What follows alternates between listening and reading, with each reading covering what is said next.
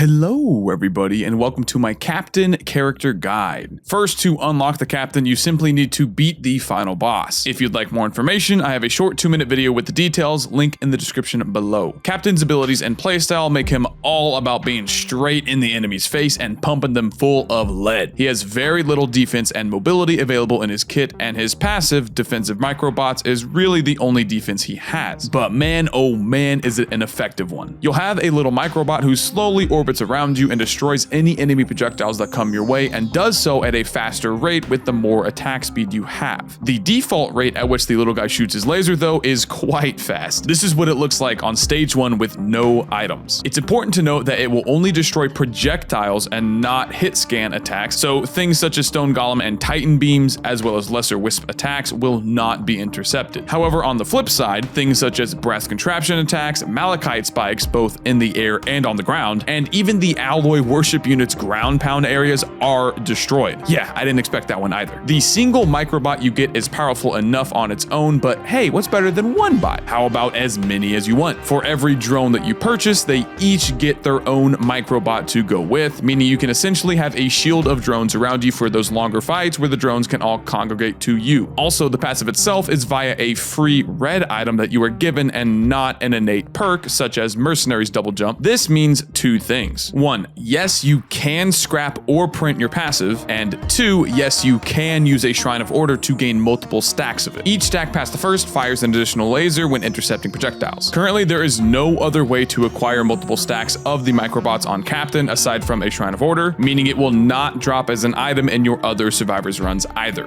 But the best part about microbots being an item is that if you do choose to scrap or print it, it will pop right back into your inventory when you arrive on the next stage. Yes, that mechanic is as powerful as it sounds, to the point where I actually don't know if it's intentional or not. Hopu did not mention it in their recent dev thoughts, and I've not heard that they've discussed it elsewhere, so for the time being, feel free to get you some free red scrap. Captain's primary attack is his Vulcan shotgun, which fires a spread of 8 shots, dealing 120% damage each, with the spread being reduced heavily the longer you charge the attack, up to the point of essentially being a sniper shot. Each pellet has a proc coefficient of 0.75, meaning your on-hit items like sticky bombs, ukuleles, ATGs, tri-tips, etc. will be activated at 75% of their usual rate per pellet. Remember, you've got 8 of those per click. This means each shot as a whole has a very high chance of proccing multiple items, and along with its decent base damage, makes the shotgun your bread and butter for taking out most threats. It's also important to note that each pellet has a pretty decent amount of knockback, so the more shots you land on smaller enemies, the further away you'll push them. This is especially effective on flying enemies. If you hit a lesser wisp or jellyfish with at least half of the pellets, they'll go flying into terrain and take massive damage and probably die outright. Use this to your advantage versus the elite versions to neutralize them immediately. Next is the Captain's secondary, Power Taser. You fire a fast-moving tase that deals 100% damage, ricochets off of terrain, and shocks any enemies hit, all on a 6-second cooldown. Let's take a look back at that damage value again. Yeah, okay, that's what I thought. 100% damage is laughably low, especially on a 6-second cooldown ability. Thankfully, the last thing you want to use the taser for is its damage, as the primary use is for the shocking debuff. A shock immediately interrupts any non-boss enemy and holds them in stasis until they've taken at least 10% of their health as damage, upon which they will automatically break the stun. Now, the taser itself actually impacts in a tiny area, so if you group up a bunch of targets and fire into the middle, you can stun multiple with a single shot. This is especially useful once we get to the Captain's next ability. Even though the 100% damage is the equivalent of you tickling some toes, you should throw out your taser whenever it's off cooldown for your general DPS rotation, due to it resetting the attack timer on your shotgun. Finally, do not bother ricocheting the shot, as it only increases its travel distance and doesn't amplify the other effects, and it's quite hard to make those shots effective. Next up, the Captain's utility, by the way, which is a freaking orbital strike from your ship all the way in space. This thing has an 11-second cooldown, allowing you to paint 3 shots that each deal 1500% damage after a short duration. Yes, 1500%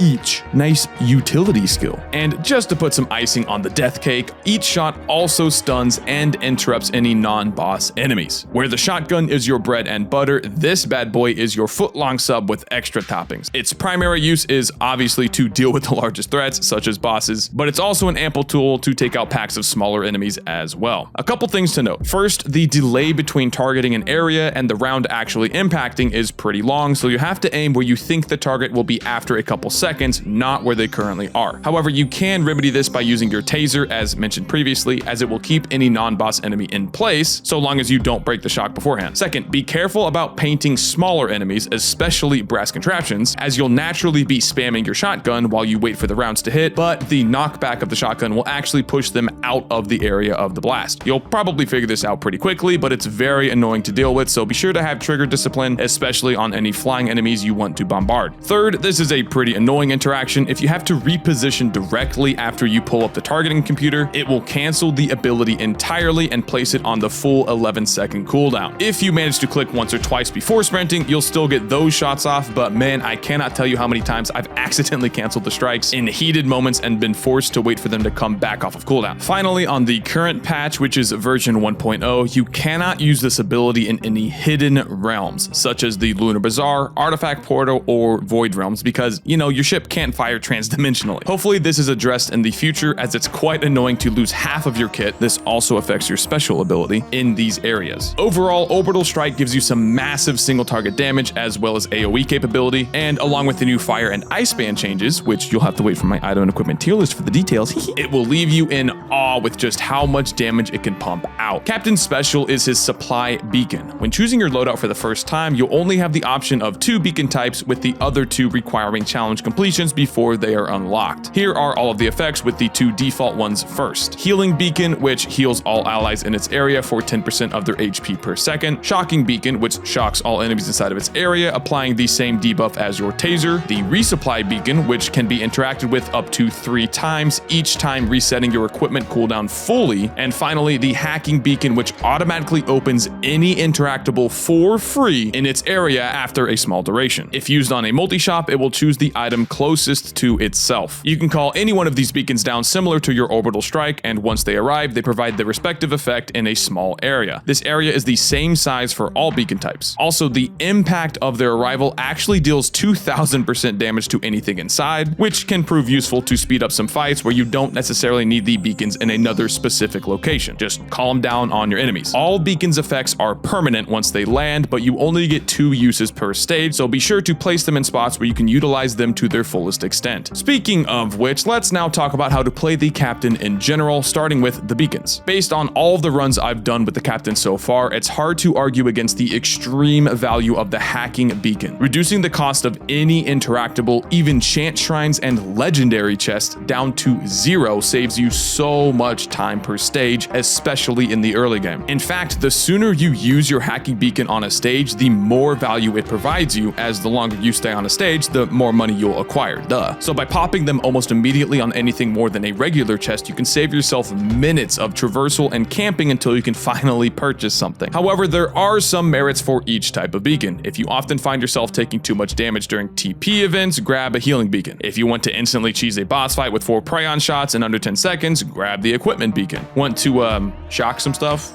I guess you can grab the Shocking Beacon. This one is by far the weakest in my opinion. Just use your Orbital Strike to clear out large groups. There's no point in this one. Feel free to mix and match your beacons to suit your playstyle best, as arguments can be made for any of them as a viable option. However, again, the value you can get out of a single Hacking Beacon is extremely high, especially early on. Therefore, my recommendation is to run 2 Hacking Beacons. Other than your beacons, just spam your left click and your Orbital Strike on anything that takes more than a couple shots of your shotgun to kill. It's worth noting that Captain has no innate mobility, but can sprint while charging the shotgun, meaning if you need to dodge or strafe, you can do so while charging your primary to keep your DPS up. Otherwise, the usual jump and circle strategy is your best bet to avoid most threats, with your microbots taking out any projectiles coming your way. Remember to fire your taser out for a brief stun and a primary attack reset, or to lock down enemies for your utility. For some quick item synergies, as said, the double bands work extremely well with Captain's utility due to its high single shot damage, and will even chunk the tankiest of targets considerably. And as you could probably expect, expect, the Hard Light Afterburner is a fantastic red item to snag, granting you an additional 2 full uses for your orbital strike, meaning 6 more shots in total. It also brings the per charge cooldown down to just barely 8 seconds. 9 shots for 1500% damage each in under 30 seconds? Yeah, that sounds pretty good to me. Otherwise, you'll just want the generally good items, a decent amount of attack speed, crit chance, on-hit items, as well as a few Hopu feathers, wax quills, and goat hooves. And that does it for my Captain character guide. What are your thoughts on Captain? Do you think he's a bit clunky or too OP? Leave a like or dislike on the video and a comment below to let me know. You can check out my stream at twitch.tv/WoolieGaming and consider joining our Discord server as well.